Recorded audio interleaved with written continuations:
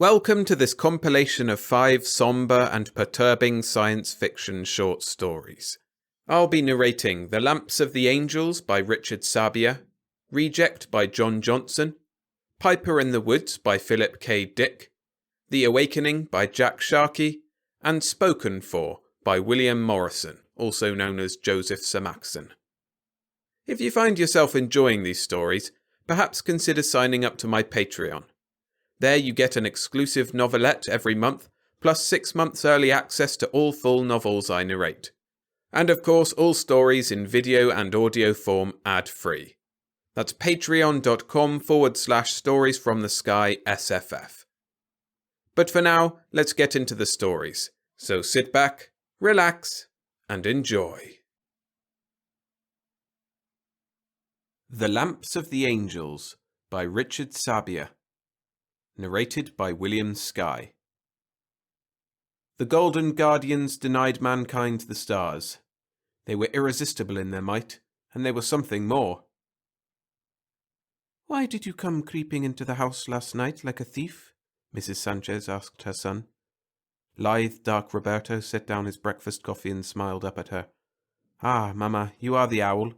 I was certain I moved quiet as moonlight. I always hear the sounds of my children, even the little one when he stirs in his grave. It is the way of a mother." She drew a cup of coffee and sat with them at the table in the small kitchen patio. "The hour was late," Roberto said, "and I did not wish to disturb you with greetings that would keep until morning. You sleep little enough as it is. Though the hard days are gone, the sun still rises after you." Roberto's father looked up from his newspaper. "She will always be full of the old ways," he said with fond gruffness. "For her there is no change. Our children have grown proud and fine and freed us from bondage to the soil, yet she still behaves as a peon. To her, we still toil in the fields of the patron, bent with exhaustion over the planting or harvesting consoles, struggling to control the many field machines. She bakes her own bread. The market vegetables do not please her, so she chafes her hands with the buttons and switches of a garden, and a robot to scrub the floors she will not hear of. Perhaps she thinks it would be prettier than she, and I might run off with it to Mexico City." "Foolish old man," Mrs. Sanchez said with mock severity. "You have lost even the memory of what it is to run." "Mamma," Roberto said, "I have a present for you." Something of an eager little girl looked out of the wise eyes. "I have no need of a present," she said, but her eyes searched the leafy little patio. "All I ask as a gift is for you to come out of the sky for a little while and marry." Roberto smiled. "Have not my brothers and sisters given you grandchildren enough? And what woman will marry the captain of a space vessel?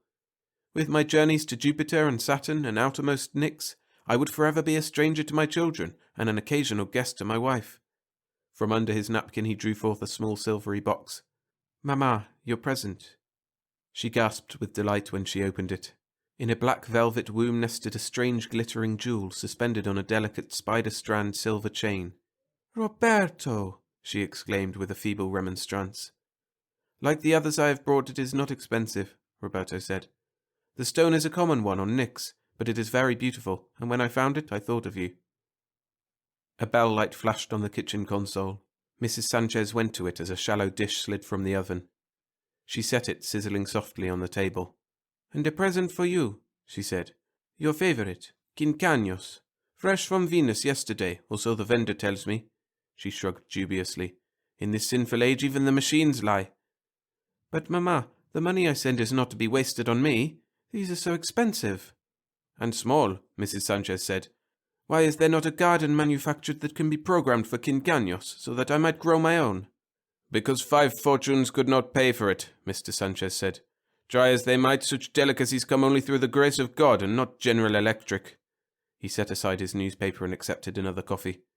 "Does this not complete your collection?" he asked his wife.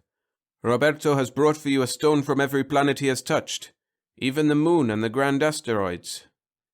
"I know not how many worlds there are in the sun's family, but if it is done, then it is done." She tried to make her words unconcerned, but there was a shadow of regret across them. "The stones are beautiful, but they are frivolous, and the end to them is not to be mourned." "Ha!" Mr. Sanchez snorted. "She pretends, the sly one, she does not care. But I know how she delights in them, these gifts from her son. I have seen her in the stolen moment open the box and gaze with pleasure upon them. And when we go to the opera in Mexico City, it is one of your single stone necklaces which adorns her simple black dress. She will have no other ornament." "I no longer have a husband in this house," Mrs. Sanchez said. "Only an old woman whose mouth talks away the day." "Old woman, eh?" Mr. Sanchez leered and playfully slapped his wife on her backside. She pretended to be shocked. "In front of the child? But what can one expect from an evil old lecher?" The three of them laughed and basked in the warmth of their blood bonds. Mr. Sanchez resumed his coffee. "Is it really done, Roberto? Have you taken cargoes from all 12 planets?" "Yes." "Even the one just beyond Pluto? Is it Oceanus or Atlas? I can never remember which it is, but for a long while you were missing one of them." "I have them all. I am still a young man, and yet I have taken my ship to all the planets in many voyages. But of course that is not unusual," he lectured, for he knew that was what they wanted. "For in the 1,000 years since man first stepped forth on the moon, the solar commerce has so increased that there are hardly enough suitable men for the ships that bridge the now familiar worlds. So familiar I could fly to the rings of Saturn or to dark Nix in my slumber." "Then you also must feel a sadness because there will be no more stones to pluck from a new planet," Mr. Sanchez said. "Perhaps there is a 13th yet to be found." "No, Papa. It is certain. There are no more children of our son. But I am not sad. The stones are not finished. Mamma shall have other pretty baubles to be caged in fine silver or gold and hung about her neck." Mrs. Sanchez was programming a day of cooking and baking on the auto-chef. At her son's words, her hands poised in mid-flight over the console. She did not quite comprehend, but an intuitive wisp of alarm darkened her face. She turned to her husband as if for some reassurance that her dread was of no substance. Mr. Sanchez said in perplexity, "I do not understand, Roberto. If there are no more planets—" "In this system," Roberto said. Neither of his parents said a word. They stared at him and waited. "In a few days it will be officially announced," Roberto said. "With the perfection of the new Koronic propulsion, a starship will be built. A starship! And I've been selected to take it through the outer space to Alpha Centauri." Mr. Sanchez embraced his son. "Roberto, I am so proud." He turned to his wife. "Is it not a great—" He stopped at the look of her. "This Alpha Centauri," she said, pronouncing it badly. "It is a planet?" "It is a star, Mamma, like our sun. It may have a family of planets. It will be exciting to discover them." "Why?" she asked with a mother's quiet challenge. The word echoed in Roberto's mind. Why? The very core of his being strained to shout out why. Space was why. Each blazing star was a compelling, beckoning finger. Every constellation a covenant with his heart. And somewhere out in the majestic, wheeling galaxy his soul wandered, waiting for him to come. "Mamma, I will show you why," he replied as quietly. "As I promised Papa the last time, I have borrowed from the company a star projector. This time you must put aside the household and watch and listen, and learn something about the universe out of which my life and my dreams are made. Of all your children I am the only stranger to you, and before I go out to the stars I want you to know something of that which fills my heart." He went to his room and returned with a foot-square case which he set on a table in the living area. He pressed a stud. A transparent globe inflated over it to a 4-foot diameter. He dimmed the lights, manipulated the controls, and a tiny sun burned in the center of the globe. Another adjustment brought into view the solar planets orbiting around it. The device was an educational tool. It projected, as desired, within the envelope of gas, 3-dimensional mock-ups of the solar system, star clusters, and galaxies that moved almost as incandescently beautiful as the originals. Mrs. Sanchez was delighted with the views of the solar system and the surface scenes of the various planets. She had as much general knowledge of the planets as she had of India or France, which had all come to her through the distorting medium of television dramas. The moon had observatories and mad scientists. India had elephants and sinister maharajas. Mars had deserts and fragile ghost people. Venus had quincanos and swamp dragons, and France was overflowing with sin. Roberto did not utilize the projector narrative. He explained with his own intense words as he took his parents across the gulf to the constellations. He skipped about the galaxy, astounding them with the sheer billions of stars. He insinuated the possibility of millions of inhabited planets, and then he flung them across the abyss of space to view the local group of the Milky Way, its sister Andromeda, and the satellite galaxies. Then he plunged them into infinity for a time-lost glimpse of the billion other galaxies thus far discovered. The globe deflated, the lights went on, and Roberto leaned towards his mother. "Does not the thought of all this catch at your heart a little?" There was an uncertainty in her voice that Roberto missed because he was so intent upon her answer. "All those stars," she said. "Something like that I saw once on the television, about strange people who lived on those stars. I did not like it very much, perhaps because it is not true." "Not true?" Roberto echoed. "Yesterday, yes. Today, not quite. Tomorrow, your own son is going to the stars. It is beyond my understanding why men cannot be content to remain where they were meant to be. But the stars were meant for us. They are our destiny." Roberto realized he was speaking too loudly. Mrs. Sanchez looked squarely at her son. Her words were measured and solemn, like some solitary tolling bell. "If God meant us to be on those stars, he would have put us there. Roberto, take care. Listen to the word of your mother. I have not the cleverness of my children, but I know things here." She touched her hand over her heart. "It may be as you say, all the millions of great stars, but they are God's high places, and I tell you, my son, whoever dares violate them will be struck down." "But, Mamma, in ancient times, when man first took to the air, there were those who proclaimed man presumed too much and would be punished. And 1,000 years ago there were people who spoke as you do when man first went into space. They too said God gave us the earth, and to covet the moon and the planets was a grievous sin." Mrs. Sanchez shrugged. "There are always the fanatics. Your mamma is not one of them. God gave men the sun and the moon and the planets and set them apart from the stars for him to work out his salvation. It is natural and right. And he did not give us the stars also? In the sky. He put them as a testament to his glory. You have shaken my poor head with the measure of their distance, but it serves to show that they would not have been placed out of reach if they were intended for us to have." "But, Mamma, soon they will no longer be out of reach. Your own son will go to the first one in a great new ship." Mrs. Sanchez turned troubled eyes on her son. "I will pray for you." She averted her face and would no longer look directly at him. Roberto angrily snatched up the star projector and went to his room. His father followed. "You must understand," he said. "Your mother is a simple woman.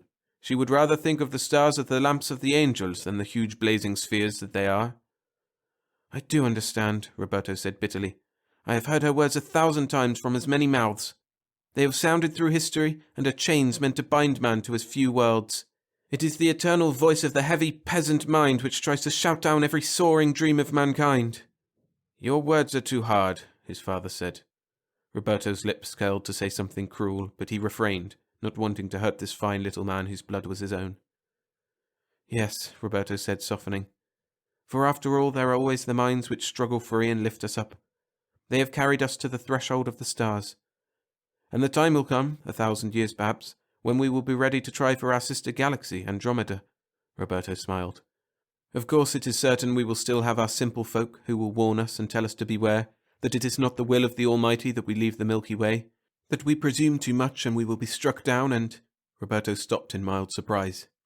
He saw in his father's expression the reflection of his mother's apprehension. Roberto turned away sadly and began to pack away the star projector.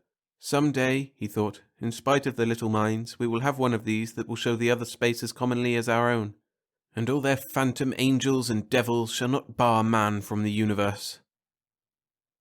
Time passed. The ship was launched. 6 long years, Roberto thought. Long years of preparation, testing, and training. Hard, bone-wearying hours of familiarization and shakedown, with nerve-straining, experimental jumps into the other space. Now at last they were in that other space, that strange, blazing white elsewhere that Koronyik had given to mankind as the trail to the stars, the Horsehead Nebula clear before them. 6 years of frantic activity, and now he was launched and there was nothing to do in transit but wait. 6 years since he had been to the little sun-faded stone house near Mexico City and felt the warm blood tug of his parents. Papa now dead, and Mama with her dark forebodings of angels and God. He gazed at the dark screens in the starship and wondered what he might see if they were on. In the intense, brilliant region under the vault of heaven, the 2 great creatures, their golden coruscating substance flung across the white space, sensed their coming. Michael limned the ship with a golden halo and knew the creatures within. He linked with Raphael, and they communed in soaring crystal carillons of thought. "They are come from the black space hell. The brood of Satan has broken its bonds and penetrated the barrier. How is it so? The fallen were shriveled of substance and energy, shorn of motion and thrust down into the black space with no memory of their origin. Nevertheless, they are here in a devious shape, and white space is once again threatened. They must be annulled, now! The klaxon howled out the alarm. The control board erupted into a swiftly spreading plague of red warning lights, indicating the Koronyik matrix units were being subjected to incredible strain. Roberto punched a row of screen tabs. The normal space view screens showed nothing. He punched in the E-screens. He gasped at the sight, struck with an awful dread. Great golden mists were clustering, bursting, swirling and spiraling in the blinding whiteness. They wreathed the ship, and the KM units sobbed as they strained against the rending golden energies. Roberto fought against odd, thick fear that tried to prostrate him on the deck and make him grovel in utter, abject terror. This icy dread that freezes my blood is not of my making, Roberto thought. With a desperate effort of will, he hurled his leaden fingers at the keys and punched in the omega beams. Eyes burning, he saw ashen whirls spin through the golden mists, and crystal screams seemed to splinter in his mind. For a fragment of time, the KM units ceased their belaboured sobbing, and the fear drained from Roberto. In the instant, he slammed the jump bar, and they were in their own black space. "We'll never get home this way," the navigator said. He was trembling with shock. Roberto struggled to keep his own body from quivering. "I will take us home. We will dodge in and out of the two spaces. The danger seems unable to follow. Can you navigate such a course?" The navigator was trembling violently, and he began to sob. "What were they? So magnificent and terrifying, like great golden angels." "Shut up! Shut up!" Roberto screamed, his control shattering. He leaned to the limit of his pad straps and struck once and again at the navigator. Roberto pulled his hands back and crowded his anger and fear to the back of his mind. "Can you skip us home?" he again demanded of the navigator. The man's voice was steadier. "I'll need 3 minutes in black each time to compute position and plot the next jump. But yes, I can do it." "I make you a gift of 3 hours right now, and perhaps more we will need," Roberto thought, to recover the courage for venturing again into the white space. And my navigator spoke of angels, but where were the faces and wings? And why did I also think of angels almost as if I felt a nebulous ancient memory of them? And do the others feel as my navigator and I? They did. Roberto had gone around the ship carefully questioning his men. No matter how delicately he inquired, whenever he touched upon what they might have seen on the E-screen, the fear would come into their eyes. Some spoke directly of heavenly creatures, others embarrassedly admitted such impressions, and a few averted their eyes and denied such thoughts. But the words of them all were edged with terror and awe. Roberto and his shaken crew were slowly regaining confidence. They had made a jump into the white space and remained there for some hours before being frightened back into the black by a vague alarm. Nothing more than a quivering needle and a lighter patch on an E-screen, but they had remained hidden in black for many hours, and now they were ready to make another jump. Roberto pressed the jump bar, throwing them into white space, and the golden fury struck. The board blazed red. There were screams on the intercom. There was heat and savage bucking with a crashing and screeching tear of ultra steel. The E-screens flared with a terrible molten dancing of golden fire. Roberto punched in the omega beams in a shell pattern, cut them, and snapped on the force shield in full crackling power. It flared greenly against the golden furies. The reactive thrust slammed hard against the hull, and the ship went hurtling end over end. Roberto slapped the jump bar, but the ship remained trapped in the white space. Blue energy licked along the heaving bulkheads and decks. There were more cries and an odour of scorched flesh, and the corpse of his first officer went spinning limply through the control cabin. Something wrenched loose and crunched heavily on Roberto's leg before bouncing away. "Too much red!" Roberto cried within, looking from his crimsoning leg to the carmine lights of the board. He pounded his fists on the unresponsive jump bar. "Mama!" he whispered in agony, and suddenly something connected, and the tortured ship tumbled shudderingly into black space. Mrs. Sanchez sat in the twilight with the darkened house at her back and unmovingly faced the mountains. She heard the jet whine of the taxi helicopter, but could not see it because it landed in front of the house. She listened as the whine faded, and in the silence she heard an odd step that she could not recognize. "Mama!" The voice was different. There was no longer a smile under it, but it was Roberto's. She did not answer, but as she stood, the noise of her chair brought him limping toward her. She started to move to him, but he stopped abruptly, and she suddenly felt a new bitter distance between them that mere steps could never cross. In the dusk, she stared at his twisted leg. Roberto, she whispered sadly. Call me Jacob, he said harshly. I have wrestled with angels. He thrust out his crippled leg. And behold, a man wrestled with him till morning. And when he saw that he could not overcome him, he touched the sinew of his thigh, and forthwith it shrank. With no triumph, but only a mother's distressed remonstrance, Mrs. Sanchez softly wailed, Oh, Roberto, Roberto, I warned you. I told you. Yes, Mamma, you told me, he said.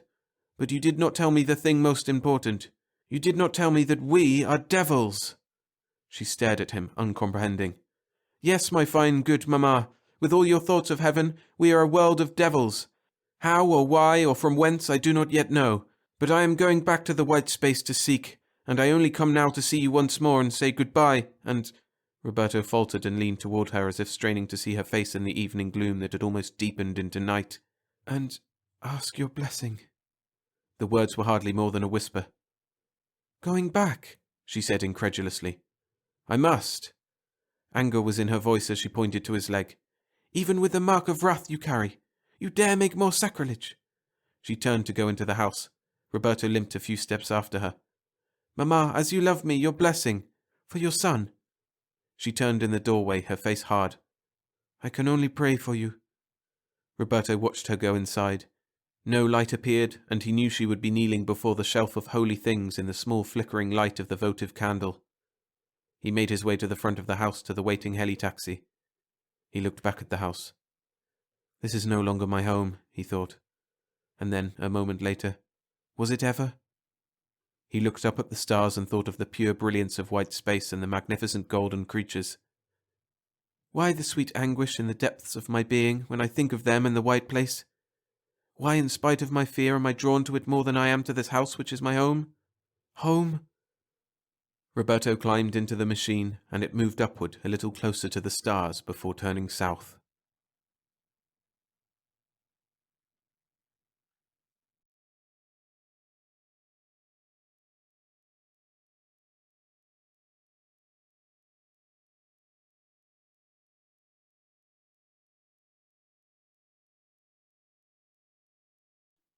Reject by John Johnson. Narrated by William Skye. The officials had been napping the day Donnie passed inspection. How else could you explain such an error in his emotional conditioning? Donnie clenched his small fists and tried not to cry, but 2 elliptical tears ran slowly down his cheek. The sight of them made Mr. Ames even madder. Look at him, he stormed, turning to Martha. Just look at him. Every damn time I try to reason with him, he starts to snivel like an animal instead of acting like a normal human being. Mr. Ames flicked his cigar ashes toward a vacuum cup on the wall and looked down at the boy. Now stop that stupid crying and tell me what this is all about. Donnie sniffled a couple of times and wiped his nose on the back of one of his blue uniform sleeves. Well, Mr. Ames said coldly. The boy took a deep breath and raised his head. I want you to spend some time with me, he said. I want you to... He searched the elusive shadows of memory until he found the word he wanted. I want you to play with me. That's it. I want you to play with me once in a while. Mr. Ames blinked his eyes and stepped back. Play, he repeated. What do you mean, play? Donnie hesitated. You know, he said finally. Take me on long walks and sit down and play games. Take me on long walks and sit down and play games and tell me stories once in a while. But you've got all the stories you need, Mr. Ames said, waving his hand at the banks of audio tapes stacked neatly on the wall shelves. And your audio prompter can tell them better than I can. Yes, Donnie said, but that's a machine, and I want... What's wrong with a machine? Mr. Ames said, his face getting red. Some of our best things come from machines. Didn't they teach you that at the incubator? Yes, the boy said, but isn't there anything besides machines? I can't play with machines. I want to play with you. He began to sob again. Mr. Ames dashed his cigar to the floor. I give up, he said. By the red balls of Jupiter, I give up. Now, Henry, his wife said. Remember, the boy's only 7. Don't Henry me, Mr. Ames said. And besides, what does being 7 have to do with it? When I was his age, I was an honour student in physics. He can't even pass algebra. Donnie stared at the toes of his boots. I've given this kid everything, Mr. Ames went on. He's going to the best pre-nuclear school in the whole hemisphere. He's got his own rocket kit. Why, he's even been on a study cruise to the moon. How many kids his age have been to the moon already? I bet no other kid in our project has been there. And what do I get as a reward? Mr. Ames didn't wait for an answer. Trouble. That's what I get. Trouble. Why in Galaxy he can't leave me alone like a normal child is more than I can understand. He stopped for breath and lit a fresh cigar. Maybe the boy's sick, Martha said timidly. Mr. Ames ignored her. I've tried to be a good father to him, he said, his voice self-righteous. I'm giving him a chance to make something out of himself. All I ask is that he be of service to the world and make me proud of him some day. But what does he do?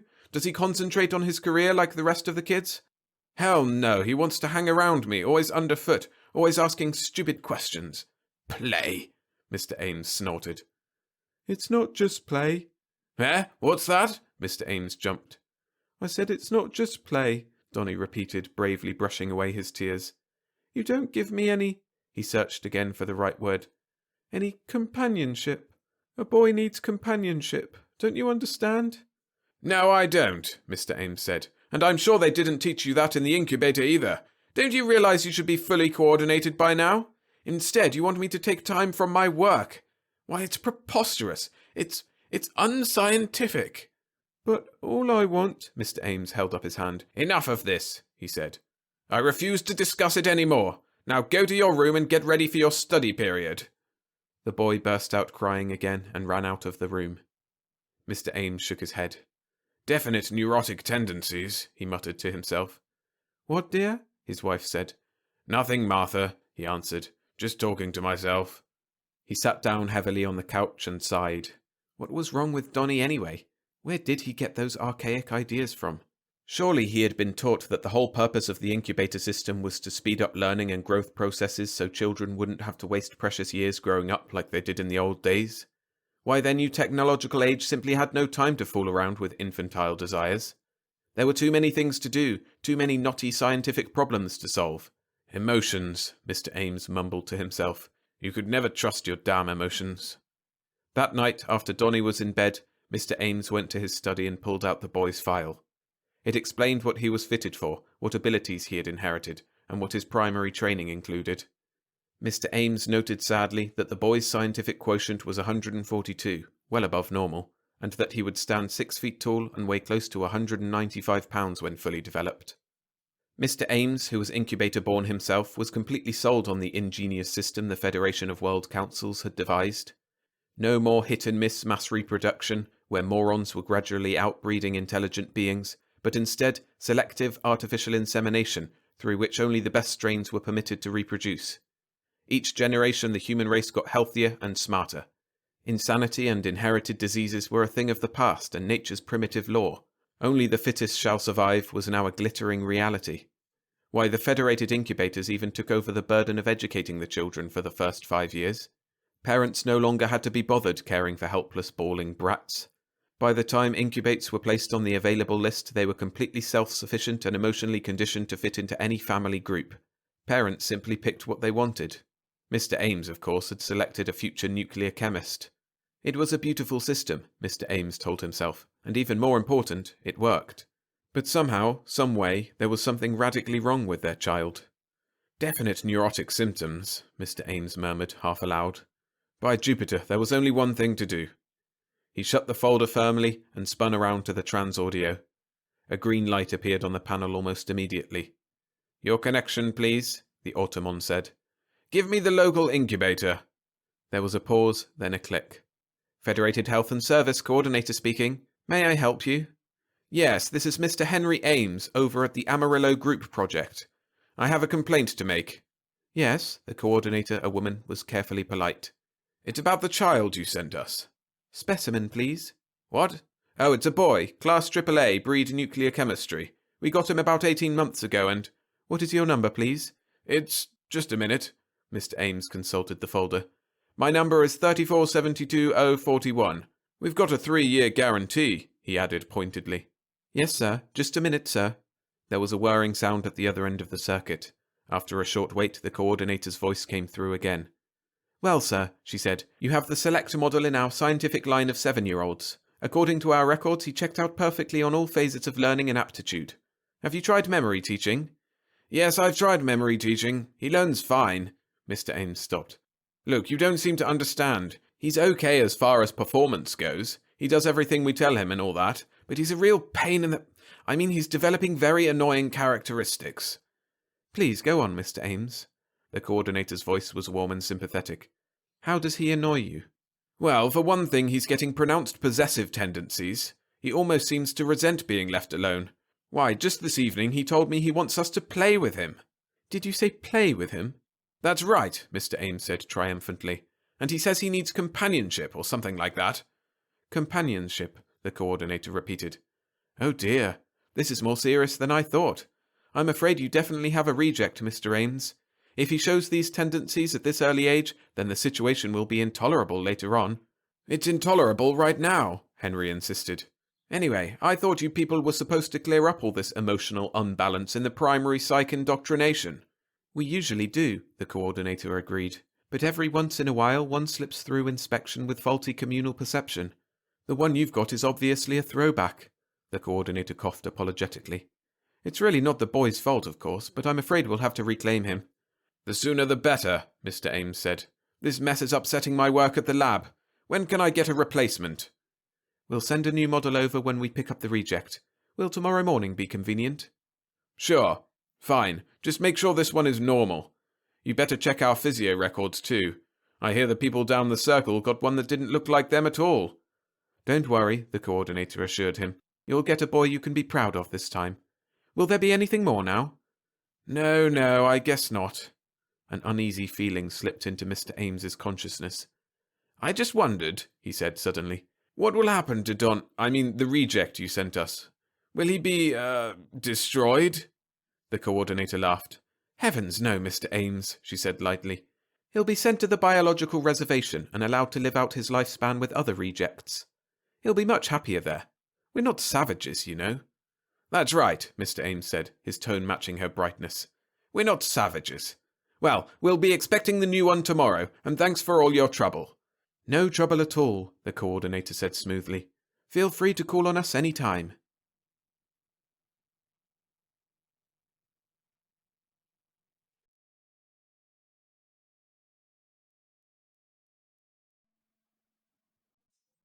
If you're enjoying the stories, hit the like button. It helps the channel grow. Thanks.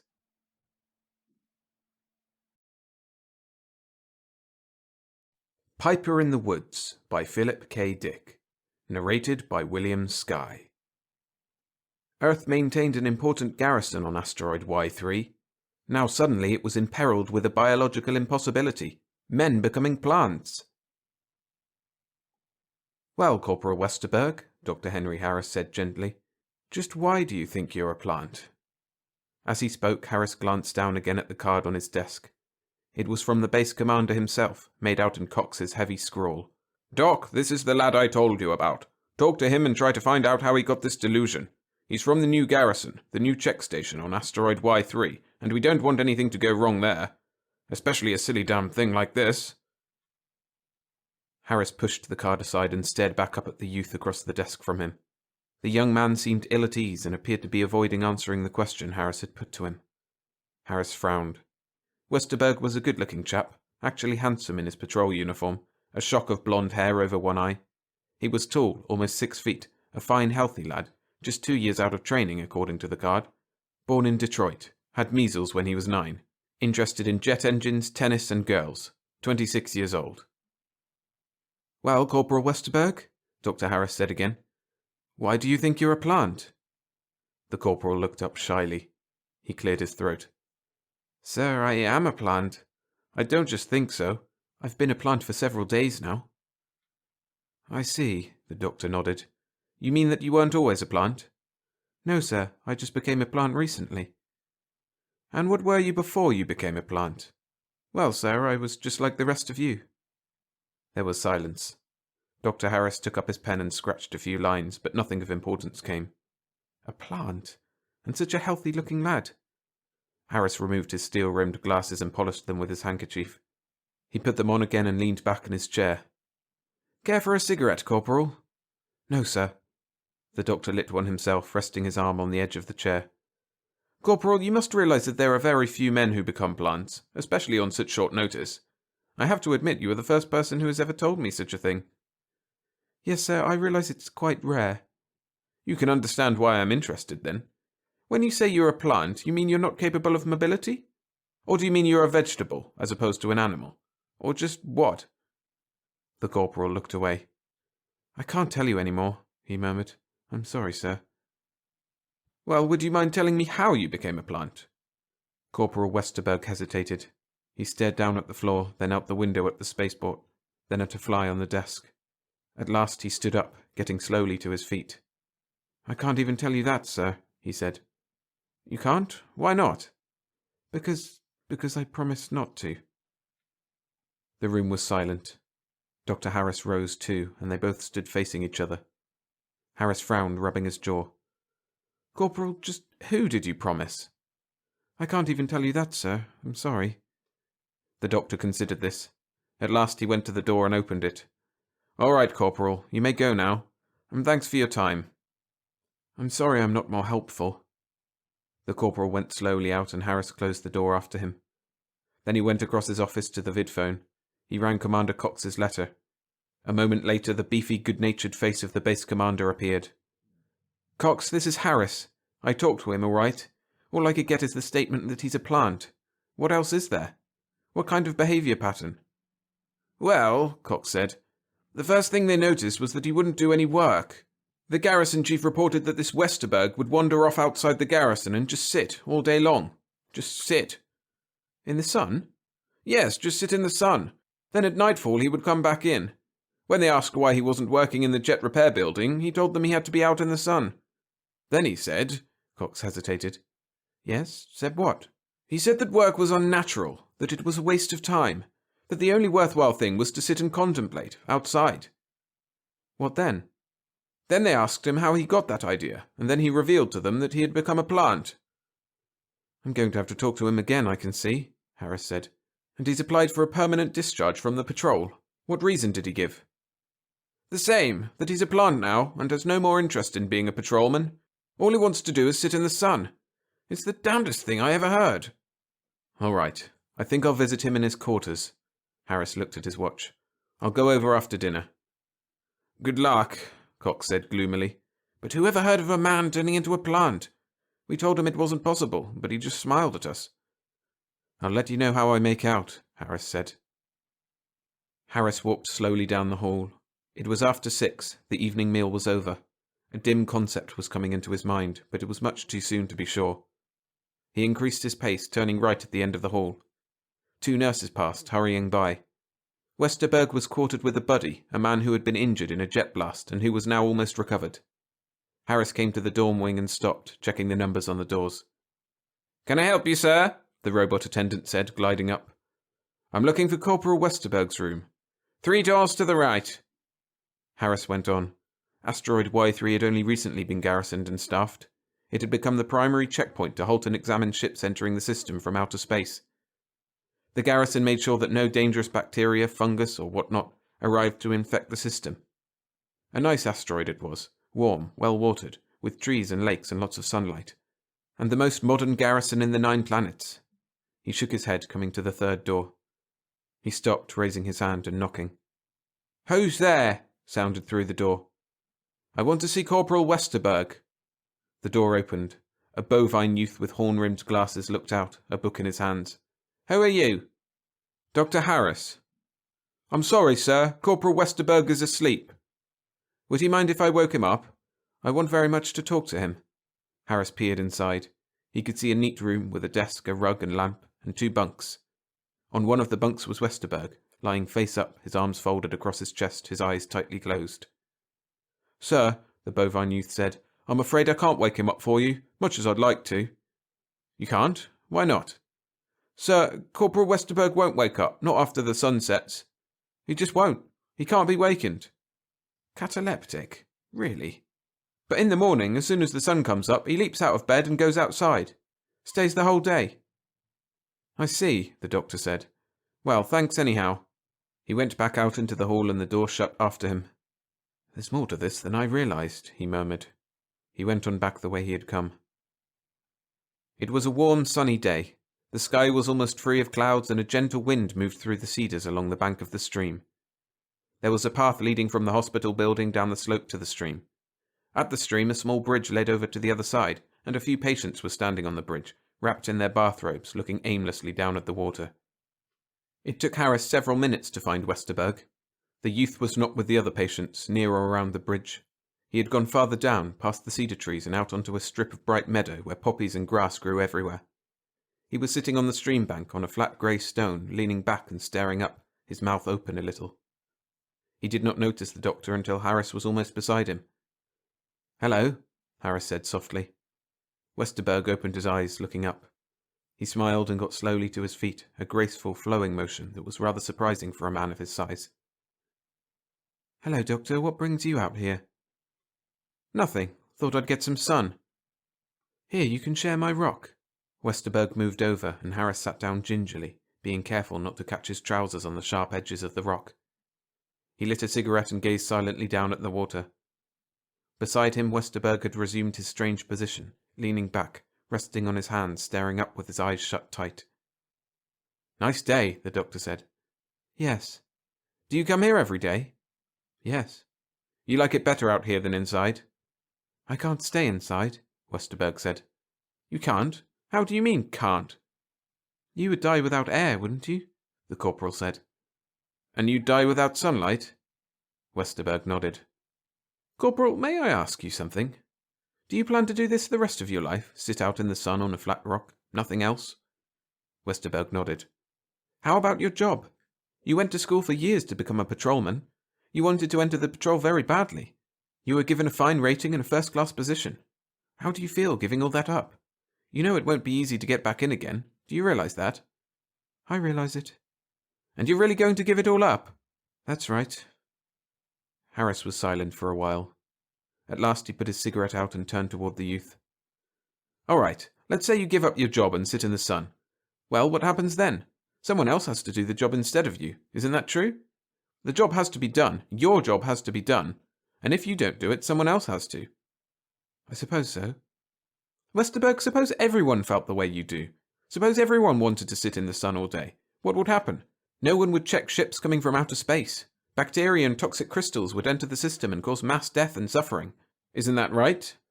"If everyone felt the way I do, they wouldn't be going into outer space."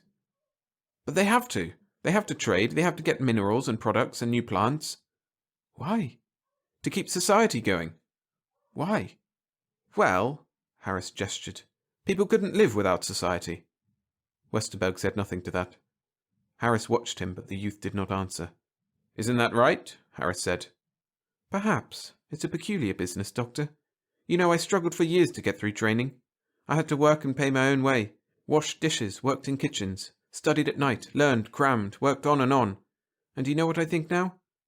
"What?" "I wish I'd become a plant earlier." Dr. Harris stood up. "Westerberg, when you come inside, will you stop off at my office? I want to give you a few tests, if you don't mind."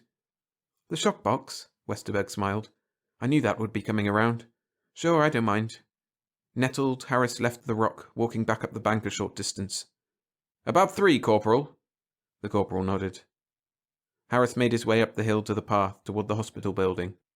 The whole thing was beginning to become more clear to him. A boy who had struggled all his life, financial insecurity, idealized goal, getting a patrol assignment, finally reached it, found the load too great, and on asteroid Y3 there was too much vegetation to look at all day. Primitive identification and projection on the floor of the asteroid, concept of security involved in immobility and permanence, unchanging forest. He entered the building. A robot orderly stopped him almost at once. "Sir, Commander Cox wants you urgently on the vidphone." "Thanks." Harris strode to his office. He dialed Cox's letter and the commander's face came presently into focus. "Cox, this is Harris. I've been out talking to the boy. I'm beginning to get this lined up now. I can see the pattern. Too much load, too long. Finally gets what he wants and the idealization shatters under the—" "Harris!" Cox barked. "Shut up and listen. I just got a report from Y3. They're sending an express rocket here. It's on the way." "An express rocket?" 5 more cases like Westerberg. All say they're plants. The garrison chief is worried as hell. Says we must find out what it is or the garrison will fall apart right away. Do you get me, Harris? Find out what it is." "Yes, sir," Harris murmured. "Yes, sir." By the end of the week there were 20 cases, and all, of course, were from asteroid Y3. Commander Cox and Harris stood together at the top of the hill, looking gloomily down at the stream below. 16 men and 4 women sat in the sun along the bank, none of them moving, none speaking. An hour had gone by since Cox and Harris appeared, and in all that time the 20 people below had not stirred. "I don't get it," Cox said, shaking his head. "I just absolutely don't get it. Harris, is this the beginning of the end? Is everything going to start cracking around us? It gives me a hell of a strange feeling to see those people down there, basking away in the sun, just sitting and basking." "Who's that man there with the red hair?" "That's Ulrich Deutsch. He was second in command at the garrison. Now look at him. Sits and dozes with his mouth open and his eyes shut. A week ago that man was climbing, going right up to the top. When the garrison chief retires, he was supposed to take over. Maybe another year at the most. All his life he's been climbing to get up there." "And now he sits in the sun," Harris finished. "That woman, the brunette with the short hair, career woman, head of the entire office staff of the garrison. And the man beside her, janitor. And that cute little gal there, with the bosom, secretary, just out of school. All kinds. And I got a note this morning, 3 more coming in sometime today." Harris nodded. "The strange thing is, they really want to sit down there. They're completely rational. They could do something else, but they just don't care to." "Well," Cox said, "what are you going to do? Have you found anything?" "We're counting on you." "Let's hear it." "I couldn't get anything out of them directly," Harris said, "but I've had some interesting results with the shock box. Let's go inside and I'll show you." "Fine." Cox turned and started toward the hospital. "Show me anything you've got. This is serious. Now I know how Tiberius felt when Christianity showed up in high places." Harris snapped off the light. The room was pitch black. "I'll run this first reel for you. The subject is one of the best biologists stationed at the garrison, Robert Bradshaw. He came in yesterday. I got a good run from the shock box because Bradshaw's mind is so highly differentiated. There's a lot of repressed material of non-rational nature, more than usual." He pressed a switch. The projector whirred, and on the far wall a 3-dimensional image appeared in colour, so real that it might have been the man himself. Robert Bradshaw was a man of 50, heavy-set, with iron-grey hair and a square jaw. He sat in the chair calmly, his hands resting on the arms, oblivious to the electrodes attached to his neck and wrist. "There I go," Harris said. "Watch." His film image appeared, approaching Bradshaw. "Now, Mr. Bradshaw," his image said, "this won't hurt you at all, and it'll help us a lot." The image rotated the controls on the shock box. Bradshaw stiffened and his jaw set, but otherwise he gave no sign. The image of Harris regarded him for a time, and then stepped away from the controls. "Can you hear me, Mr. Bradshaw?" the image asked. "Yes." "What is your name?" "Robert C. Bradshaw." "What is your position?" "Chief biologist at the check station on Y3. "Are you there now?" "No, I'm back on Terra, in a hospital." "Why?" "Because I admitted to the garrison chief that I had become a plant." "Is that true, that you are a plant?" "Yes, in a non-biological sense. I retain the physiology of a human being, of course." "What do you mean, then, that you're a plant?" "The reference is to attitudinal response, to Weltanschauung." "Go on." "It is possible for a warm-blooded animal, an upper primate, to adopt the psychology of a plant to some extent." "Yes?" "I refer to this." "And the others, they refer to this also?" "Yes." "How did this occur, your adopting this attitude?" Bradshaw's image hesitated, the lips twisting. "See," Harris said to Cox, "strong conflict. He wouldn't have gone on if he had been fully conscious." "Yes?" "I was taught to become a plant." The image of Harris showed surprise and interest. "What do you mean you were taught to become a plant?" "They realized my problems and taught me to become a plant. Now I'm free from them, the problems." "Who? Who taught you?" "The Pipers." "Who? The Pipers? Who are the Pipers?" There was no answer. "Mr. Bradshaw, who are the Pipers?"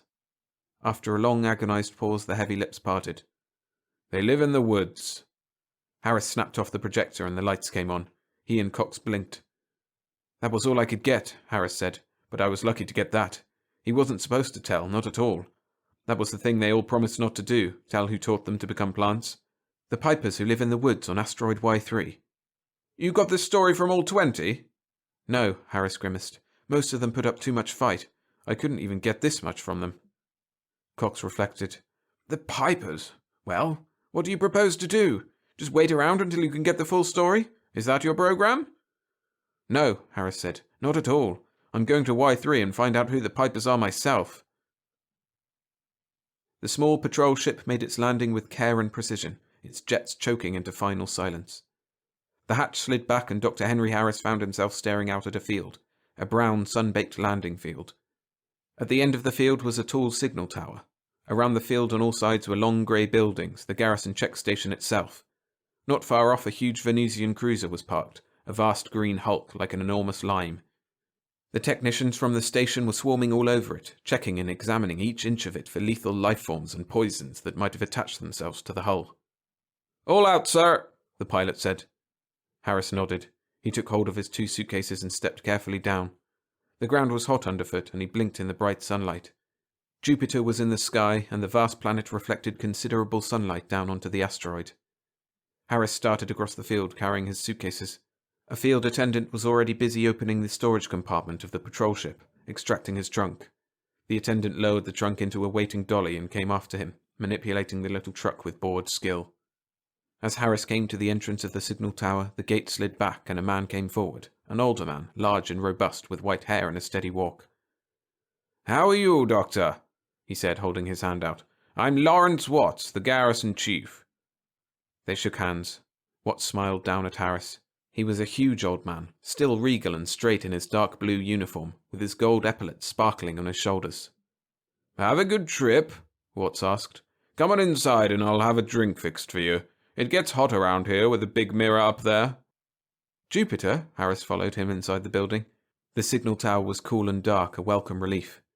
"Why is the gravity so near Terra's? I expected to go flying off like a kangaroo. Is it artificial?" "No, there's a dense core of some kind to the asteroid, some kind of metallic deposit. That's why we picked this asteroid out of all the others. It made the construction problem much simpler, and it also explains why the asteroid has natural air and water. Did you see the hills?" "The hills?" "When we get up higher in the tower, we'll be able to see over the buildings. There's quite a natural park here, a regular little forest, complete with everything you'd want. Come in here, Harris. This is my office." The old man strode at quite a clip around the corner and into a large, well-furnished apartment. "Isn't this pleasant? I intend to make my last year as amiable as possible." He frowned. "Of course, with Deutsch gone, I may be here forever. Oh well," he shrugged. "Sit down, Harris." "Thanks." Harris took a chair, stretching his legs out. He watched Watts as he closed the door to the hall. "By the way, any more cases come up?" "2 more today." Watts was grim. "Makes almost 30 in all. We have 300 men in this station. At the rate it's going." "Chief, you spoke about a forest on the asteroid. Do you allow the crew to go into the forest at will, or do you restrict them to the buildings and grounds?" Watts rubbed his jaw. "Well, it's a difficult situation, Harris. I have to let the men leave the grounds sometimes. They can see the forest from the buildings, and as long as you can see a nice place to stretch out and relax, that does it. Once every 10 days they have a full period of rest. Then they go out and fool around." "And then it happens." "Yes, I suppose so. But as long as they can see the forest, they'll want to go. I can't help it." "I know, I'm not censuring you. Well, what's your theory? What happens to them out there? What do they do?" "What happens? Once they get out there and take it easy for a while, they don't want to come back and work. It's boondoggling, playing hooky. They don't want to work, so off they go." "How about this business of their delusions?" Watts laughed good-naturedly. "Listen, Harris, you know as well as I do that's a lot of poppycock. They're no more plants than you or I. They just don't want to work, that's all. When I was a cadet, we had a few ways to make people work. I wish we could lay a few on their backs like we used to." "You think this is simple gold bricking, then?" "Don't you think it is?" "No," Harris said. "They really believe they're plants. I put them through the high-frequency shock treatment, the shock box. The whole nervous system is paralyzed, all inhibitions stopped cold. They tell the truth, then, and they said the same thing, and more." Watts paced back and forth, his hands clasped behind his back. "Harris, you're a doctor, and I suppose you know what you're talking about. But look at the situation here. We have a garrison, a good modern garrison. We're probably the most modern outfit in the system. Every new device and gadget is here that science can produce. Harris, this garrison is one vast machine. The men are parts, and each has his job. The maintenance crew, the biologist, the office crew, the managerial staff. Look what happens when one person steps away from his job. Everything else begins to creak. We can't service the bugs if no one services the machines. We can't order food to feed the crews if no one makes out reports, takes inventories. We can't direct any kind of activity if the second-in-command decides to go out and sit in the sun all day.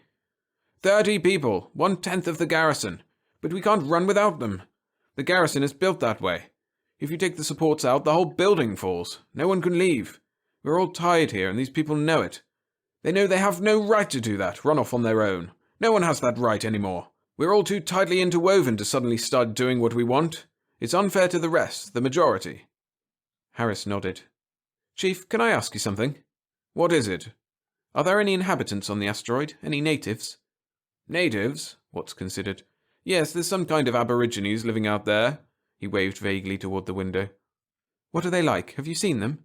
Yes, I've seen them. At least I saw them when we first came here.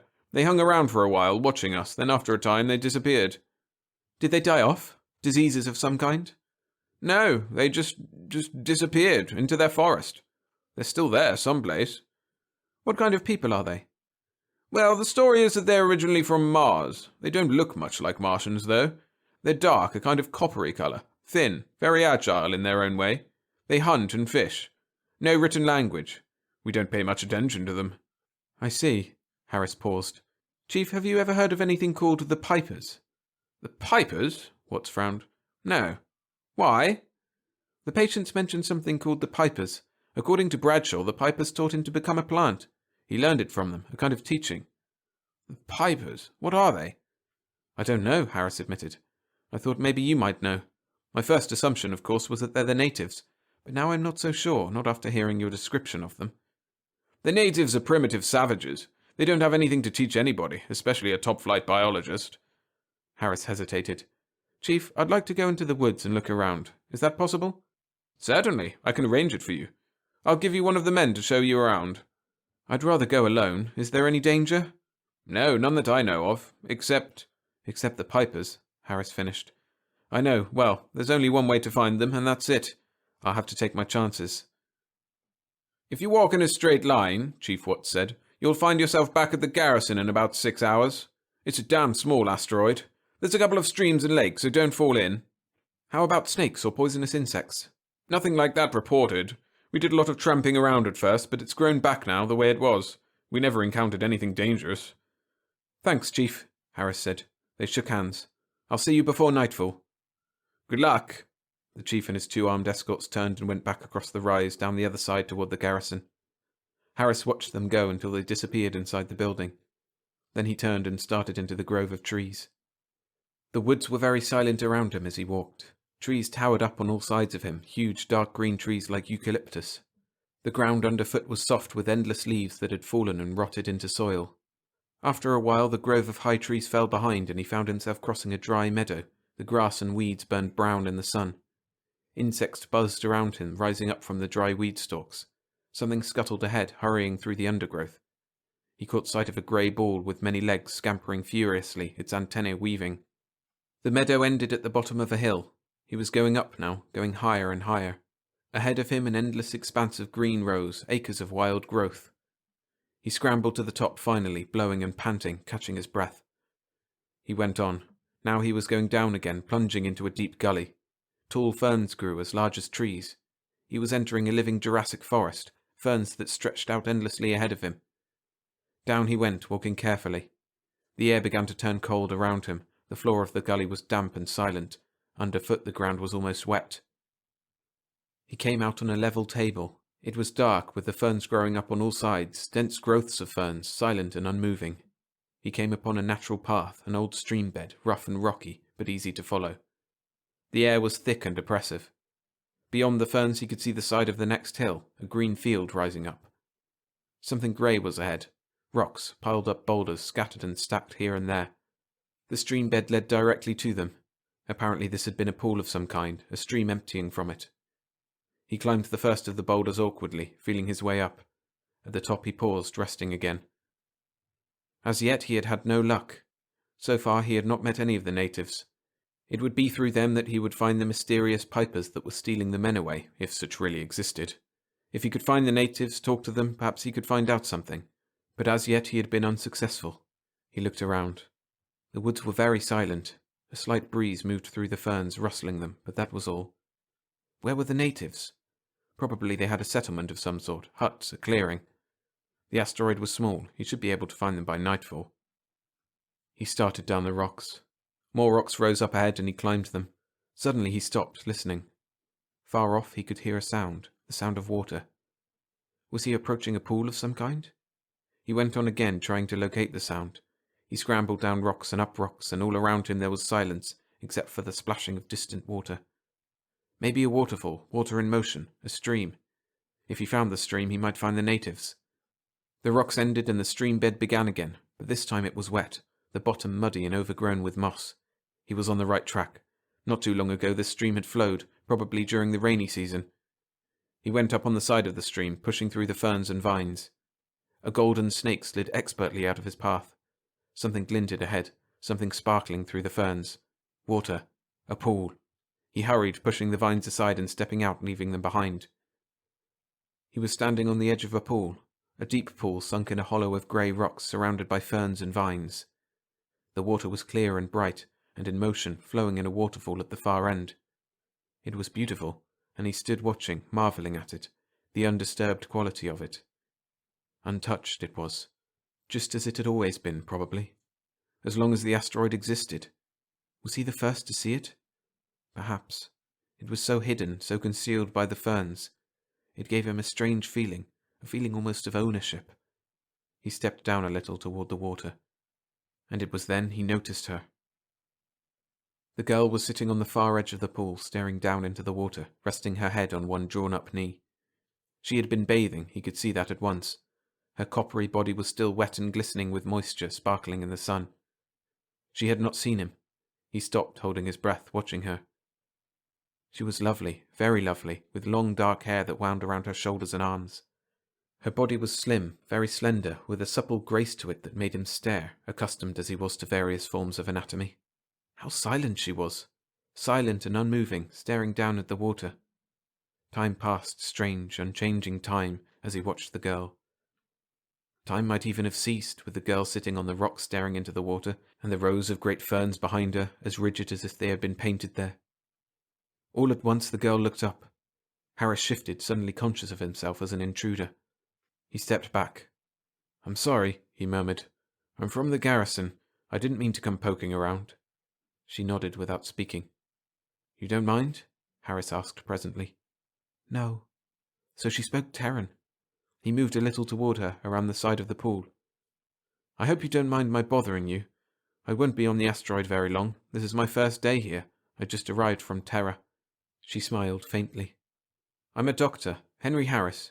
He looked down at her, at the slim coppery body gleaming in the sunlight, a faint sheen of moisture on her arms and thighs. "You might be interested in why I'm here." He paused. "Maybe you can even help me." She looked up a little. "Oh? Would you like to help me?" She smiled. "Yes, of course." "That's good. Mind if I sit down?" He looked around and found himself a flat rock. He sat down slowly, facing her. "Cigarette?" "No." "Well, I'll have one." He lit up, taking a deep breath. "You see, we have a problem at the garrison. Something has been happening to some of the men, and it seems to be spreading.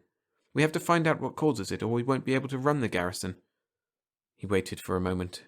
She nodded slightly. How silent she was. Silent and unmoving, like the ferns. "Well, I've been able to find out a few things from them, and one very interesting fact stands out. They keep saying that something called the Pipers are responsible for their condition. They say the Pipers taught them—" He stopped. A strange look had flitted across her dark, small face. "Do you know the Pipers?" She nodded. Acute satisfaction flooded over Harris. "You do? I was sure the natives would know." He stood up again. "I was sure they would, if the Pipers really existed. Then they do exist, do they?" "They exist." Harris frowned. "And they're here, in the woods?" "Yes." "I see." He ground his cigarette out impatiently. "You don't suppose there's any chance you could take me to them, do you?" "Take you?" "Yes, I have this problem, and I have to solve it. You see, the base commander on Terra has assigned this to me, this business about the Pipers. It has to be solved, and I'm the one assigned to the job. So it's important to me to find them. Do you see? Do you understand?" She nodded. "Well, will you take me to them?" The girl was silent. For a long time she sat, staring down into the water, resting her head against her knee. Harris began to become impatient. He fidgeted back and forth, resting first on one leg and then on the other. "Well, will you?" he said again. "It's important to the whole garrison. What do you say?" He felt around in his pockets. "Maybe I could give you something. What do I have? He brought out his lighter. I could give you my lighter. The girl stood up, rising slowly, gracefully, without motion or effort. Harris's mouth fell open. How supple she was, gliding to her feet in a single motion. He blinked. Without effort she had stood, seemingly without change. All at once she was standing instead of sitting, standing and looking calmly at him, her small face expressionless. Will you? He said. Yes. Come along. She turned away, moving toward the row of ferns. Harris followed quickly, stumbling across the rocks. Fine, he said. Thanks a lot. I'm very interested to meet these Pipers. Where are you taking me? To your village? How much time do we have before nightfall? The girl did not answer. She had entered the ferns already, and Harris quickened his pace to keep from losing her. How silently she glided! Wait, he called. Wait for me! The girl paused, waiting for him, slim and lovely, looking silently back. He entered the ferns, hurrying after her. Well, I'll be damned, Commander Cox said. It sure didn't take you long. He leaped down the steps, 2 at a time. Let me give you a hand. Harris grinned, lugging his heavy suitcases. He set them down and breathed a sigh of relief. It isn't worth it, he said. I'm going to give up taking so much. Come on inside. Soldier, give him a hand. A patrolman hurried over and took one of the suitcases. The 3 men went inside and down the corridor to Harris's quarters. Harris unlocked the door and the patrolman deposited his suitcase inside. Thanks, Harris said. He set the other down beside it. It's good to be back, even for a little while.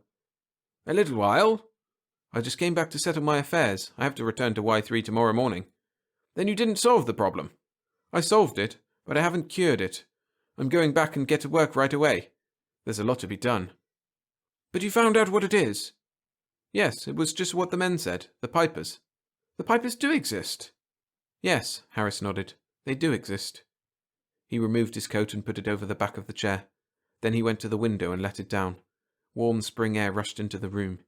He settled himself on the bed, leaning back. The Pipers exist, all right, in the minds of the garrison crew. To the crew, the Pipers are real.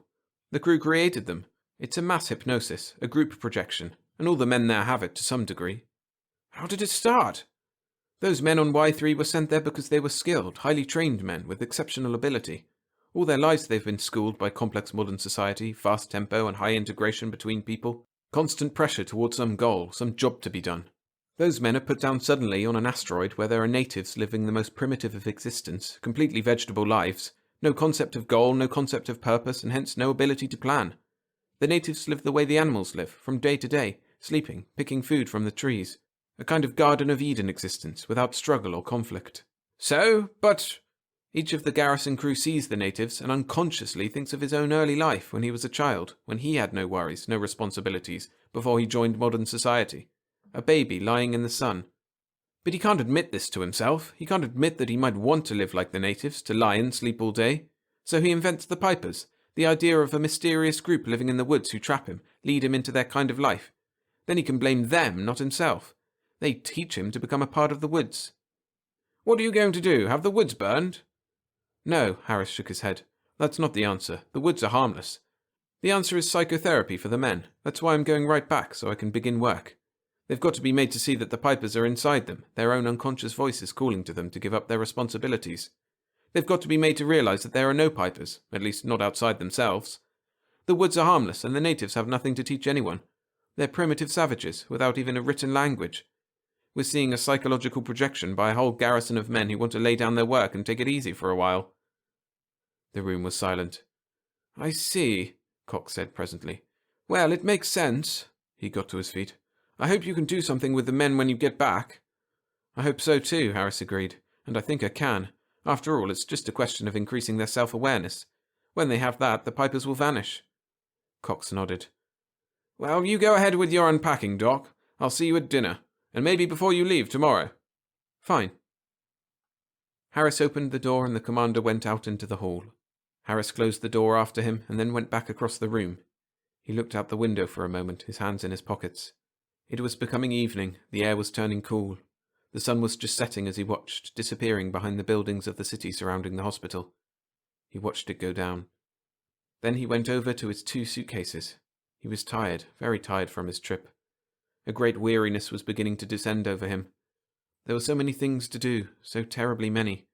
How could he hope to do them all? Back to the asteroid, and then what?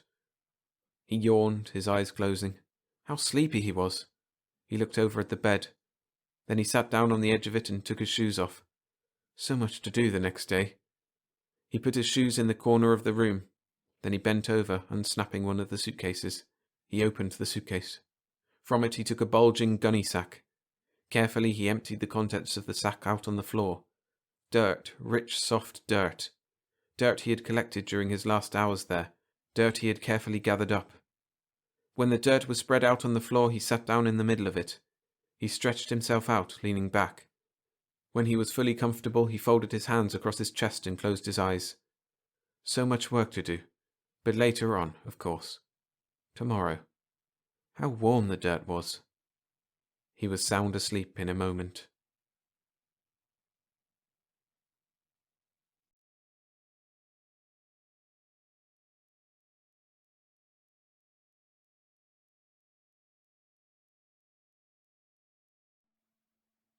Remember to hit the like button if you're enjoying the stories. Thank you. The Awakening by Jack Sharkey. Narrated by William Skye. They awoke after ages of hiding, to emerge into a world richer than they had dared to dream of. Rick's first impressions were an uncomfortable chill creeping along his bare flesh, and a bright milky swirling of light that encompassed his entire vision.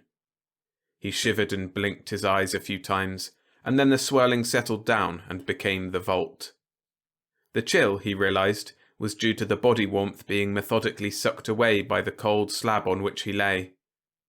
Another shiver brought a gasp of breath into his lungs, and then he was wide awake. When he sat up and swung his legs over the side, the interior of the vault began swirling again. He had to grip the edge of the slab to keep from falling. The air was humid, much too humid, and he could taste the prickly presence of carbon dioxide when he breathed. "The pump," he mumbled, dropping to the floor on feet that he could barely control. "Something's happened to the pump." He pushed himself determinedly erect, then stumbled down the long corridor between the other slabs, hardly glancing at their silent tenants, until he got to Xena's. She lay still as death, not flicking so much as an eyelid, and her flesh was like frozen wax beneath his exploring fingers. There was nothing he could do for her until he got the pump working again. Rick pushed away from the slab on which Xena lay and went through the archway into the next chamber. Here another 50 of the group lay on their slabs, not so much as a muscle twitch betraying the fact that they were all quite alive. It seemed only a few hours since he had lain down on his slab in the other room and gotten his injection, but he could not, for a dizzy moment, recall in which direction the pump lay. His mind seemed to be plumbing dust-covered depths to dredge out his memories, one by one. He suddenly remembered the war that had driven the group to build this place, to try and safeguard a handful from the Holocaust that would set fire to the surface of the world and turn the seas to steam. Was it possible the war had passed? Or had it ever come? There was no way to know without going outside. Wait, there was. Rick thought hard, trying to get his sense of direction back. The atom-powered clock that marked off months instead of minutes was in the central vault where the elders slept. The other 9 vaults ringed that one, he recalled, veering at right angles to his first direction, which would have taken him on a circular tour of the 9 vaults and back to his starting place again. The archway to the vault of the elders was unaccountably blocked, and Rick realized suddenly that part of the ceiling there had fallen, carried by some fault in the granite of the mountain itself. But that was impossible. The elders had selected this site on the basis of the rigidity of the rocky strata that made it up. A fault could not have occurred for more years than Rick's own lifetime. Or had that many years passed already? There was no way of knowing, not until he had examined the clock. Rick moved away from the blockade and made his way into the next vault, and the next, finally finding an archway in the 6th vault from his own, where the rock had not completely sealed the way into the Elder's vault. Here he had expected to find the air fresher, already having theorized that the staleness elsewhere was due to the poor circulation occasioned by the blockaded central vault. But in fact the air there was even worse, and laden with an odour that made Rick suddenly afraid to see its source. Still, he was the first to awake. It was up to him to try and save himself and the others. Rick made an effort of will and then squeezed through the narrow orifice into the main chamber. He looked once toward the slabs holding the bodies of the elders, then quickly away. It was true. All were in advanced stages of corruption already. Choking, Rick went to the center of the high room and looked into the horizontal face of the clock.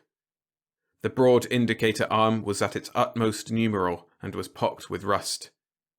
They'd lain here beyond the time of awakening by at least 4 times the years they'd planned. It can't be right, Rick gasped, his brain reeling for want of clean, cool air. The mechanism has failed somehow. Afraid to think about it, he tilted the clock up on its base until the pedestal which supported it lay on its side upon the floor. The square block of metal that based the pedestal was now up-tilted beyond the vertical, exposing a gaping trap in the floor. Rick did not like the tarnished look of the metal underside of the pedestal base, forged of an alloy supposed to be incorruptible. A sick thought took hold of his insides then, as he placed one foot upon the rocky staircase under the floor. The clock indicator had halted at its utmost numeral. But what if they'd lain here even longer than that? There would be no way of knowing. No way at all. He descended the staircase swiftly then, glad at least that the air was better down in the pump chamber. It would be, of course, he reminded himself, if the pump went off even. This air would never be circulated, never have its chance to become corrupt with our exhalations. And then his musing was halted in mid-thought as he came upon the pump, or upon what had been the pump. Where rigid cylinders of gleaming metal had been, a few jagged teeth of brown corruption lay in a circle. The pistons were no better, though their thickness had preserved more of their original shape despite the inroads of age, so they could be recognized for what they had been. The central shaft was a long mound of flaking dust on the floor between the path of the pistons and the wall-sized mass of the filters, woven of metal and powerful synthetic fibres, crumbled beneath the pressure of his finger. He sought and found the ponderous casing in which the engine-empowering radioactive element had lain, and its thick walls tore away like wood pulp in his hands. The element, when he found it, had already become cold grey lead, and it had had a half-life of centuries. Rick crumpled slowly to the floor, shutting his eyes, trying not to think of the eons which must have passed while they all lay sleeping the pseudo-death in the vaults. What might the world have become in the interim? A current of cool air suddenly touched his face. His head came up instantly, his eyes seeking the source. A feathery motion of torn edges in the filter showed him that it came through the gap he had torn there. Rick sprang to his feet then, leaped at the filter, and tore out chunks by the armful, letting the pulverized material float in spinning clouds of dust motes behind him. The air grew stronger, came faster, as he ripped away the corruption, and then he could see the tunnel beyond. Gasping at the effort, how long since he had eaten, he staggered back from the opening, then back up the stairs into the chamber of the elders. Now that his nostrils had been stimulated by the clean air, the smell of corruption was violently repelling, but he held his breath and ran to the gap in the tumbled rock about the archway and squeezed his way into the area of subsidiary vaults. Without the pump in operation, the air could not circulate to this point, but he hoped to drag some of his companions down to the torn filter and revive them, then, with their help, bring the others. It would be all right. They would be saved, as planned. He regretted the loss of the elders, but no matter. They were but the rulers. He and the others were the chemists, the scientists, the engineers. New elderships could be created when they had become settled again and could rebuild their civilization. He went to Xena's slab first. She would not be as much help as some of the others, but Xena and he were too close for him to delay her revival any longer. Life was not worth having without Xena. He carried her out of the vault, through the gap and thick miasma of corruption, then down into the pump chamber. Leaving her lying on her back with the breeze ruffling her hair about her face, Rick went back up for the next person. 3 exhausting trips later, he sat among the bodies of his friends, listening with joy to their returning quiver of breath and life. Xena was the first to open her eyes. She seemed startled to find she was no longer on the slab, and then joyous when her glance fell upon his eager face. "We've done it," she sighed. "We came through." She tried to sit up, then lay down heavily. "Rick, I'm so weak." "We need food, all of us," he said. "I'm weak myself." He arose from his crouch at her side and stared down the tunnel to the outer world. "I don't know what it's like out there," he said. "There may be no food at all. If the war was as devastating as predicted, it may be barren rock, burning sun, and overall death." "How long?" Xena began, and then her eyes fell upon the time-rotted hulk of the pump, and she stopped, her face going pale. "As long as that?" she whispered. "Oh, Rick, do you think—" "I'll know when I've looked," he said. Their eyes met for a long, silent moment, then he turned and started up the tunnel.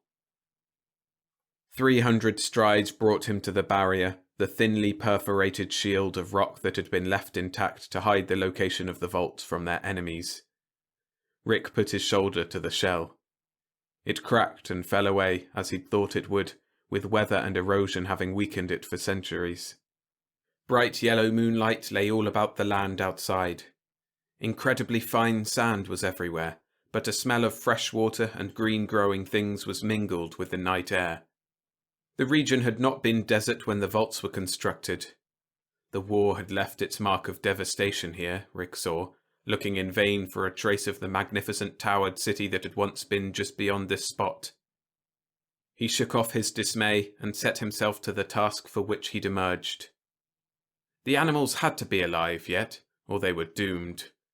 He'd always regretted the haste in their preparations that had precluded preparing survival vaults for the food animals. The best they'd been able to do, before the day of devastation, was herd the stupid beasts into caves and pile the entrances with loose rock, hoping the animals would dig themselves out only after the worst fury of the war had passed. Rick threw off the bitter memory abruptly as his ears detected a tiny buzz of sound. He dropped to the ground and lay still, watching to see what sort of beast would appear. It sounded larger than the animals he remembered. "I must be near a waterhole," he reasoned. "There's a pathway here, made by many animals passing this way," he mused, studying the narrow, flattened track that he'd spotted in the night-chilled sand. Then he saw something coming slowly up the trail, a thing much larger than the animals he remembered. It was a long moment before he realized what it was, and smiled. Then he reached out his hands and had it.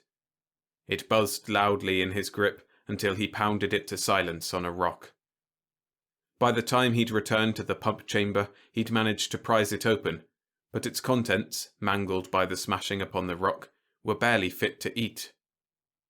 "It's better than I could have hoped," he said to Xena when they and the others had picked the thing clean. "Life promises to be much more exciting, infinitely more sporting in this new age outside the vaults.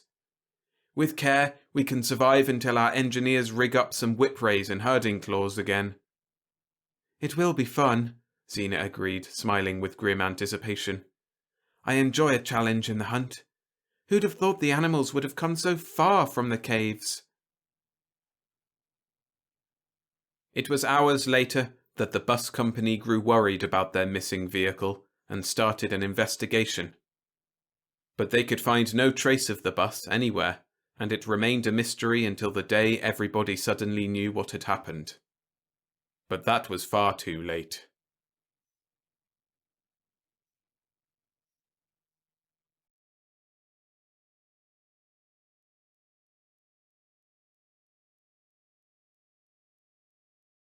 Spoken for by William Morrison, also known as Joseph Samachson. Narrated by William Skye. He was lost, anyone could see that, but she had no idea how entirely lost he was, nor why. Half of Jupiter's great disk and most of the other moons were below the horizon when the man stepped out of the plane and changed her life. As far as Carol Marsh was concerned, he was ordinary enough in appearance, and she wasn't ordinarily attracted to ordinary men. He was slightly over medium height, his features were not quite regular, and he had a deep tan over what had started out as sunburn, so that she decided he had misjudged the strength of the sun on some planet with a thin atmosphere. She frowned as she watched him look around. She was annoyed by the fact that it took him almost a minute to get his bearings and realize that she was first a human being, and second a girl well worth a man's attention. Even the troubled expression in his eyes was something she held against him. A man shouldn't look troubled. A man should be confident, self-assured in a manner that also assured the girl he spoke to. She remembered that back on Earth, John Burr had been completely self-assured. It was startling to realize that it was with this newcomer, whose appearance she had every reason to dislike, that she had fallen suddenly and completely in love, as suddenly and completely as if she had fallen off a cliff.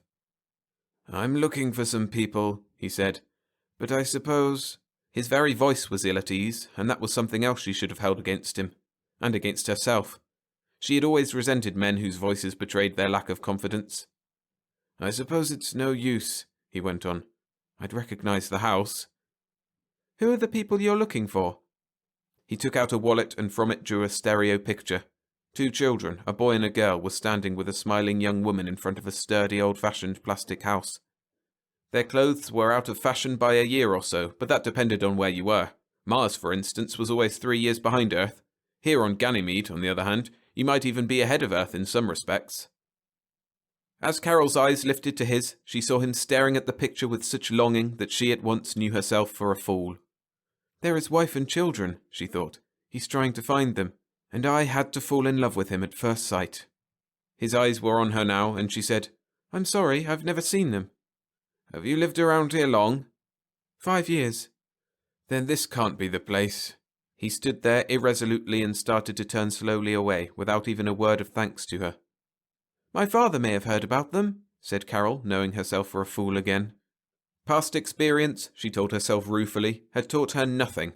The thing to do was to let him go and forget him as quickly as possible, before she learned anything about him, before her feeling for him could become anything more than an irrational, momentary impulse. The stronger the bonds of knowledge and interest between them, the more painful they would be to break. And the breaking was inevitable. The house where she and her father lived was a simple dome-shaped building, its walls and furniture both made of a silicon plastic whose raw materials had come from the ground on which it stood. There were rugs and draperies of a slightly different composition, woven on the all-purpose household helper that her father had bought before leaving Earth. They lived comfortably enough, she thought, as she led the man in. But he hardly noticed the house or anything in it. When they reached the library and her father looked up from the book he was reading, only then did the man display interest. The book was a favourite of her father's, and it made him unhappy to cut his reading short. Nevertheless, he turned off the projector, stood up, and said, "Yes, Carol?" "This man is looking for some friends of his, Dad. I thought you might be able to help him." She held out the picture, and to her relief her father stared at that instead of at her. Sometimes he was a little too shrewd. If she was making a fool of herself, there was no need for him to know it. He could be a sardonic man, and he did not suffer fools gladly, even in his own family. He was of the opinion that she had used up her quota of foolishness with John Burr. He was shaking his head. "Sorry, I've never seen them. Are you sure they live around here?" "No," said the man. I'm not sure. I'm not sure of anything except that they're my wife and kids. And I've got to find them." "Have you checked at the district office?" "I did that first. They couldn't help me, but they said their records weren't complete yet." "They're complete enough, I should think. Maybe they don't list every prospector who wanders around without settling down, but they wouldn't be likely to miss a woman and 2 children. I'm afraid that you're wasting your time looking on Ganymede." The man's face clouded. "It isn't a waste of my time," he said. "I've got nothing else to do with it. And I have to find them. They need me." Mr. Marsh looked away from the man to his daughter, and Carol was a little slow in avoiding his eyes. "I see," he said, and she had an idea of what he meant by that. He saw too much. If he knew, there was nothing she could do about it. She said, "Perhaps Mr." She paused, and the man said dully, "Calendar. Perhaps if Mr. Calendar would have dinner with us and tell us a little more, we'd be better able to help." "Not a bad idea, Carol. We should know a little more." Carol selected a dinner and pressed the button that would start its preparation. Her father said casually, "You are a stranger to Ganymede, aren't you, Mr. Calendar?" "I'm not sure of that," said the man. Her father's eyebrows went up. Carol said, "But you do come from one of Jupiter's moons." "I can't remember which one. There are a lot of things that my memory's hazy about. I can't even recall the name of the company I worked for as an engineer." "That may not be so strange. I find difficulty remembering the school where I taught on Earth. PS654, wasn't it, Dad?" "PS634, Mr. Marsh corrected briefly. "You see," she said, "do you remember your wife's name, and the names of your children?" "I wouldn't forget them," he said. "My wife's name was Mona." He stared at the wall for a moment, his face without expression. "I can still see the way she looked when I left to undergo treatment. Paul was, let's see, he must be about 9, maybe 10 by this time. And Wilma must be 6 or 7. I remember how scared she was that time she found a harmless little phytopod. She thought it was going to bite her." "Phytopod?" said Carol. "We don't have them around here. What do they look like?"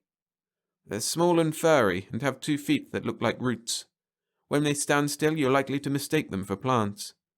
"You do recall some things," said Carol. "The little things that don't tell me where to look. I remember the time we went on a picnic. I don't recall how many moons there were in the sky, and the ground began to shake. It didn't do any damage, but Wilma was terrified. Paul took it in his stride, though. "There aren't any earthquakes on Ganymede," said her father. "If your memory of that incident is correct, you're looking in the wrong place." "I suppose so," he said. "But what's the right place?" "Perhaps if you thought of a few more incidents, we might figure it out.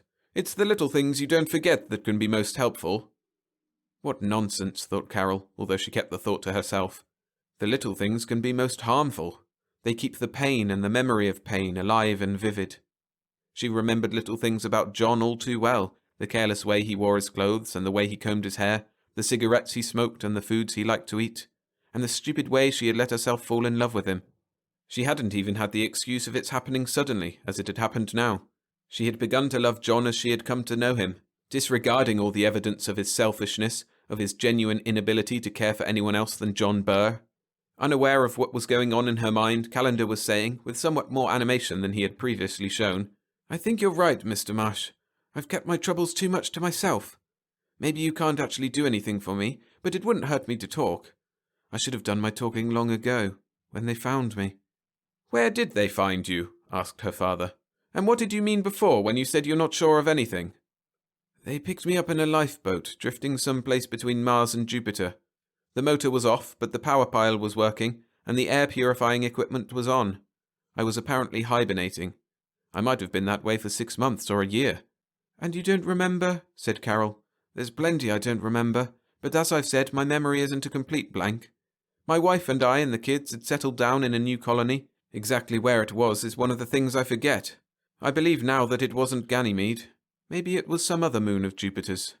Anyway, I seem to recall having some trouble with my health and being taken onto an interplanetary hospital ship for treatment. L treatment, they called it. That's where they put me to sleep. What happened after that, I can only guess. The ship must have been involved in some accident. I must have been transferred to the lifeboat." "Alone?" asked Carol's father. "No, there were 2 other patients with me. They were found dead. I was the only one left alive. The bodies of the crew members who transferred us weren't found at all. They might have gone back for more patients and then been unable to get away again." "Who found your lifeboat?" "The crew of a freighter who spotted it drifting across a space lane. They took me on board and revived me. But they were in a hurry and didn't have much time to stay and investigate." Mr. Marsh was thoughtful and silent. Carol asked, "Weren't there any records in the lifeboat?" "Nobody thought of that, at least not in the beginning. At first, when I regained consciousness, my mind was almost a complete blank. Then I began to remember things, but not enough. I couldn't recall where the colony had been, and after I had recovered enough to be able to get around, I began looking for my wife and children. I haven't come across a trace of them, although I've been on many worlds." The food had long been ready and waiting. Until now, no one had thought of getting it. He stared as if through the wall, and Carol, after she had set the dishes before him, had to remind him of their presence. When he did eat, it was automatically, without enjoyment.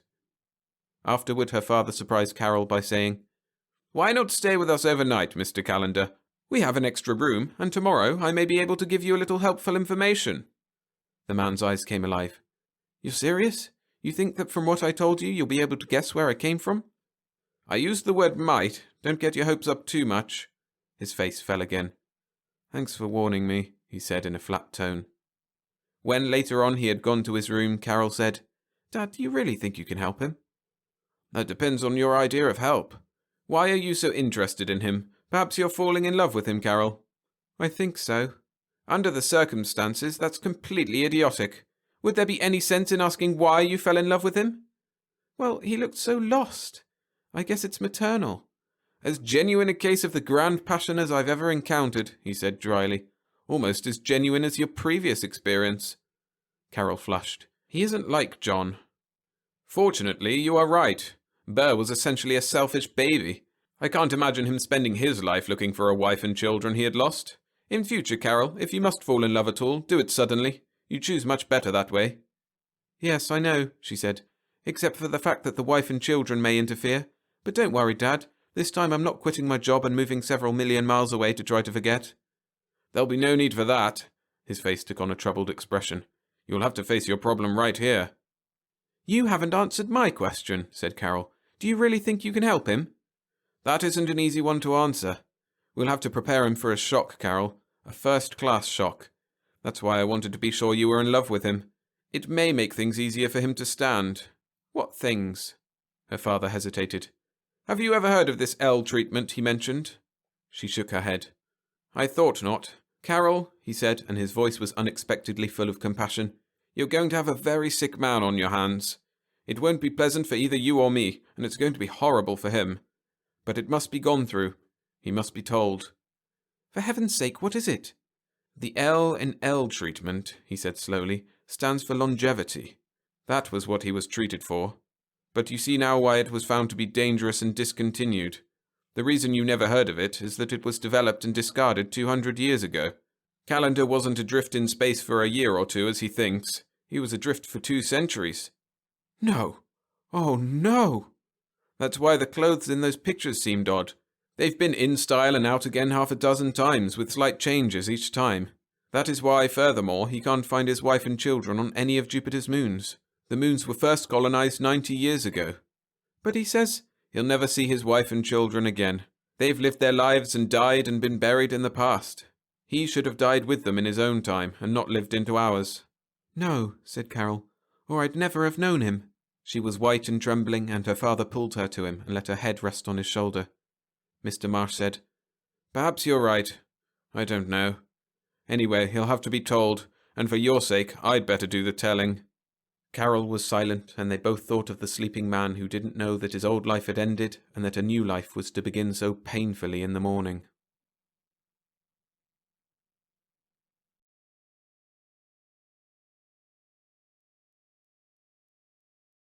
Thanks for listening to this compilation. Make sure to subscribe for more read-alongs every Monday and Friday. And remember, you can get exclusive novelettes and early access to full novels by signing up to my Patreon. That's patreon.com/storiesfromtheskysff. While you think about that, why not go and listen to some more stories like these?